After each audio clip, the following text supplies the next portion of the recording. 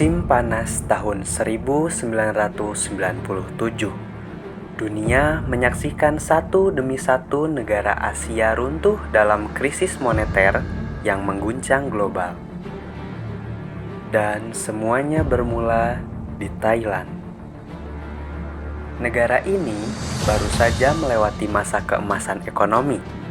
Gedung-gedung pencakar langit menjulang, investasi asing mengalir deras, dan rakyat hidup dalam optimisme yang tinggi.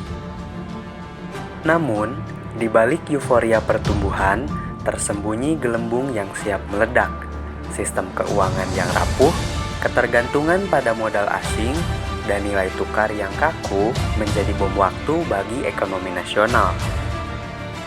Ketika baht akhirnya dilepas dari patokan terhadap dolar, kehancuran tak terhindarkan. Mata uang anjlok, pasar saham runtuh, dan gelombang pengangguran melanda. Dunia menamai krisis ini dengan nama khas Thailand, Tom Yam Goong, simbol dari panasnya krisis dan pahitnya kenyataan. Inilah kisah Thailand dalam krisis ekonomi 1997, sebuah babak penuh pelajaran tentang kekuatan, kelemahan, dan harapan. Negara Thailand. Pertengahan tahun 1997, negeri yang selama ini dijuluki sebagai macan Asia mendadak terpuruk dalam pusaran krisis ekonomi terburuk dalam sejarah modernnya. Krisis ini yang kemudian dikenal sebagai Tom Yam Goong krisis bukan sekedar kehancuran finansial, tetapi juga awal dari gelombang gejolak yang mengguncang Asia Tenggara dan sekitarnya. Dalam waktu singkat, nilai baht terjun bebas, bank-bank kolaps, dan jutaan rakyat kehilangan pekerjaan. Tapi, bagaimana semua ini bisa terjadi? Untuk memahami jawabannya, kita perlu menelusuri kembali masa keemasan Thailand pada awal 1990-an. Ketika uang panas mengalir deras, investasi membanjiri sektor properti, dan semua terlihat gemilang sebelum semuanya runtuh. Awal dari krisis bermula dari ketergantungan Thailand pada investasi asing jangka pendek. Ini menciptakan gelembung aset yang tak terkendali. Ketika suku bunga Amerika Serikat naik, modal asing mulai hengkang. Nilai tukar tetap yang diandalkan Thailand tak lagi mampu menahan gempuran pasar. Menurut narasumber kami, gelembung uang panas ini adalah bom waktu, dan ketika meledak, baht mengalami depresiasi tajam. Ini kan kompetitif gitu, ngikutin kondisi ekonomi dunia gitu. Nah tapi sayangnya malah jadi kayak senjata makan tuan gitu, malah semakin terpuruk. Nah akhirnya meskipun tadi berusaha, pelaku bisnisnya berusaha menarik kembali, kemudian pemerintahnya atau partai politik pada saat itu mencoba untuk menstabilkan kondisi politik gitu ya di dalam negeri Thailand, tapi belum cukup mampu untuk kemudian memulihkan kondisi Thailand pada saat itu. Dengan sistem nilai tukar tetap, pinjaman jangka pendek digunakan untuk proyek jangka panjang. Ketidakseimbangan ini meruntuhkan sistem keuangan nasional. Pemerintah Thailand akhirnya melepas nilai tukar baht ke sistem mengambang bebas. Langkah dramatis untuk menyelamatkan cadangan devisa. Dalam keputusasaan, Thailand mengirim IMF, bantuan pun datang.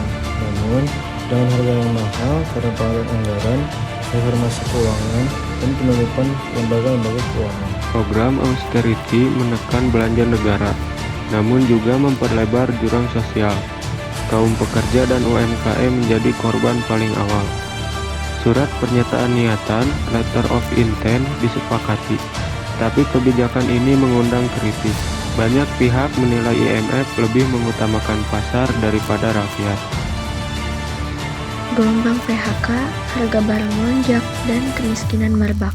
Thailand tidak hanya menghadapi krisis ekonomi, tapi juga krisis kepercayaan. Perdana Menteri Kavalinum Chayut mundur digantikan oleh Chuan Lek Pai. Reformasi politik dihancurkan termasuk Konstitusi 1997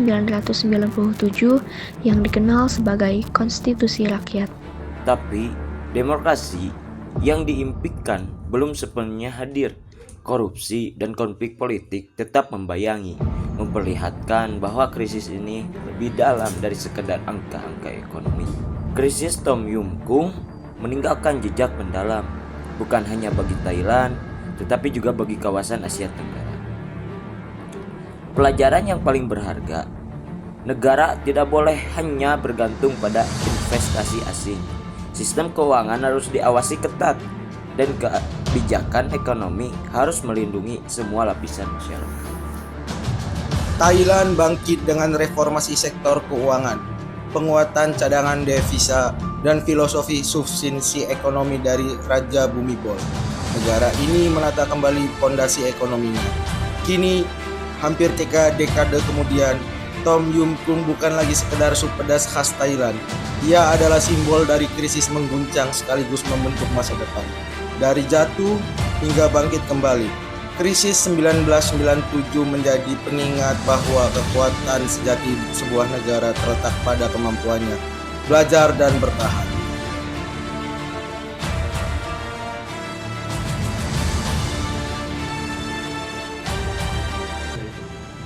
Untuk yang pertanyaan keempat ini, apakah dampak krisis terhadap kepercayaan publik terhadap institusi politik di Thailand?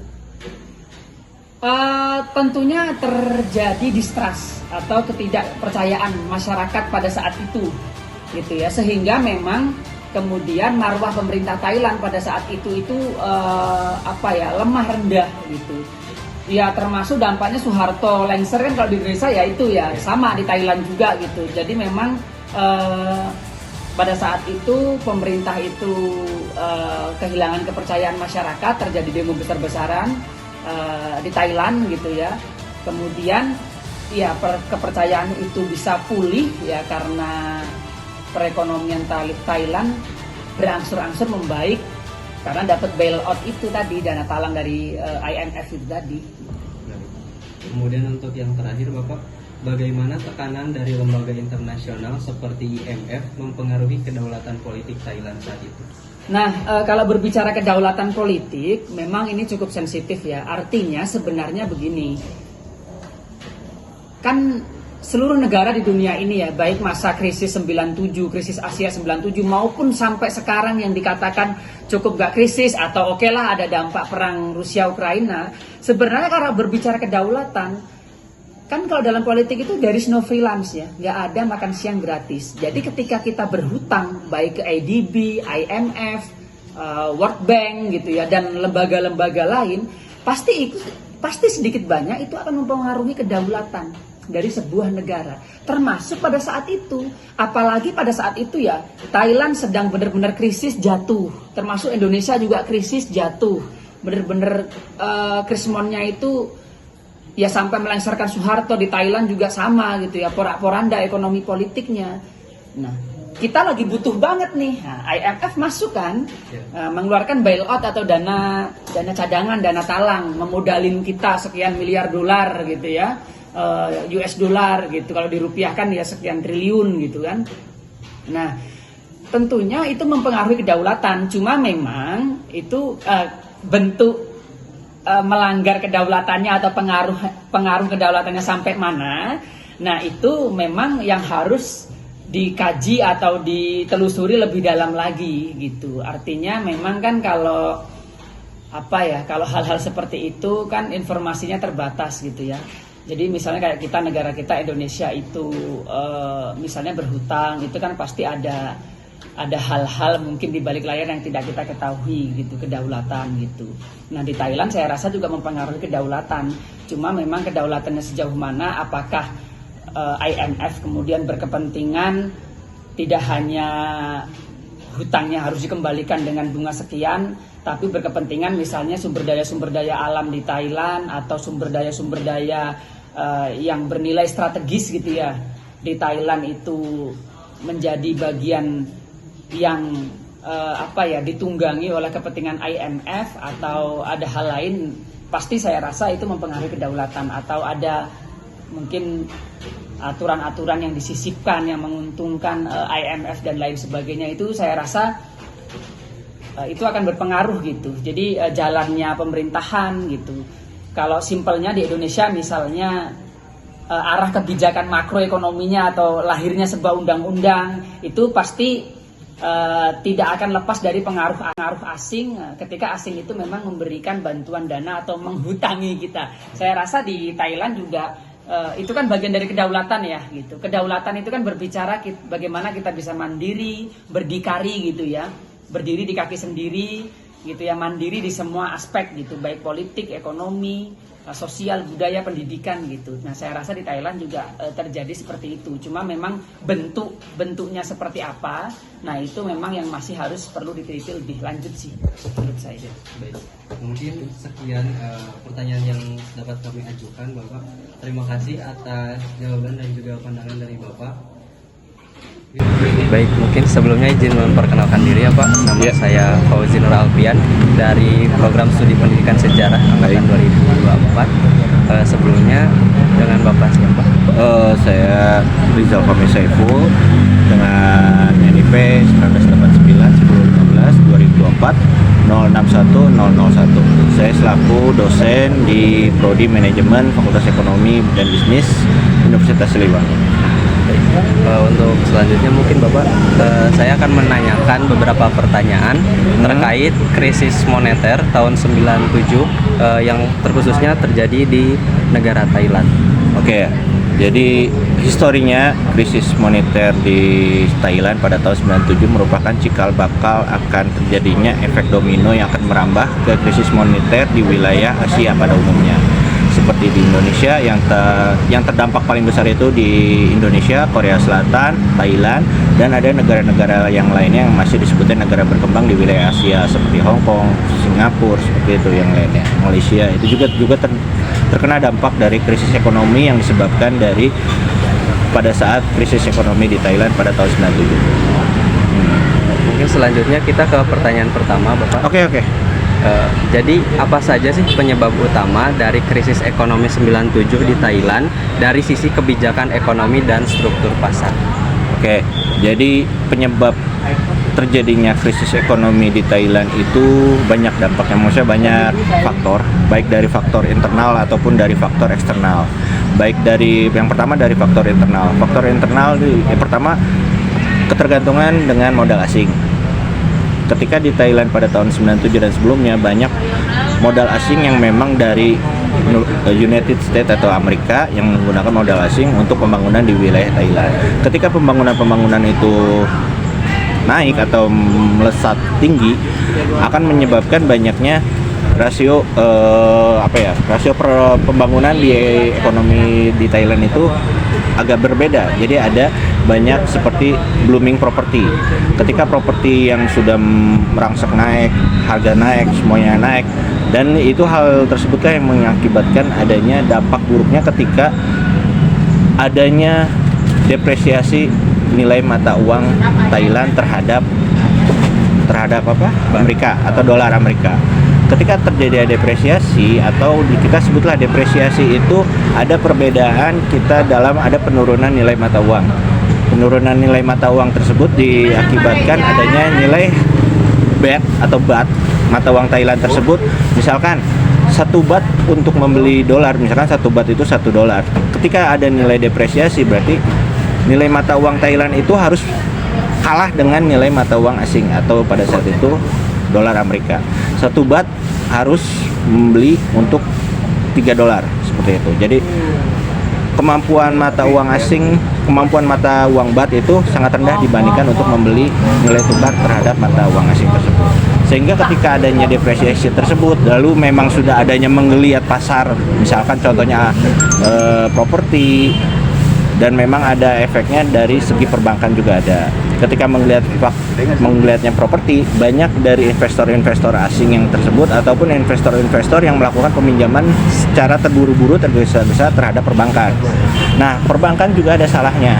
Perbankan ketika dia ada pendanaan mengeluarkan kredit, dia tidak secara hati-hati, sehingga pada saat nilai mata uangnya BAT-nya tersebut terjadi depresiasi, banyak kegagalan bayar, kegagalan kredit, sehingga menyebabkan perbankan menjadi likuiditasnya menjadi kacau seperti tersebut. Efek dari tersebut akan menjadi domino yang sangat panjang, sehingga menyebabkan banyaknya inflasi. Inflasi misalkan harga barang di Thailand akan langsung naik seperti itu. Jadi kurang lebih seperti itu. Untuk pertanyaan kedua, Bapak, bagaimana kebijakan fiskal dan moneter Thailand sebelum krisis turut memperparah situasi tersebut? Untuk dari kebijakan fiskal tersebut memang pada saat sebelum adanya moneter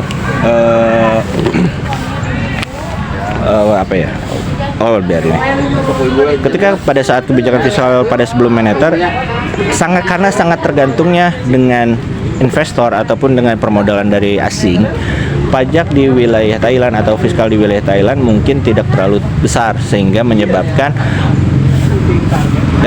banyaknya investor-investor yang cenderung berspekulasi dengan untuk menanamkan investasinya di negara Thailand. Tetapi dengan tidak adanya ketelitian atau kehati-hatian di dalam pengaturan raca fiskal di wilayah perekonomian Thailand tersebut, sehingga ketika adanya kegagalan bayar ataupun pada saat adanya resesi ekonomi, lalu juga adanya faktor-faktor eksternal, misalkan suku bunga di Amerika yang pada saat itu memang suku bunga di Amerika itu sedang naik, yang akan berdampak kepada negara-negara yang memang sangat ketergantungan dengan investasi dari asing, salah satunya Thailand terhadap Amerika, yang sangat ketergantungan terhadap dolar Amerika, sehingga pada saat tersebut fiskal tersebut akan menjadi kacau. Perpajakan dalam arti kata nilai-nilai mata uangnya tersebut akan depresiasi dan menyebabkan inflasi.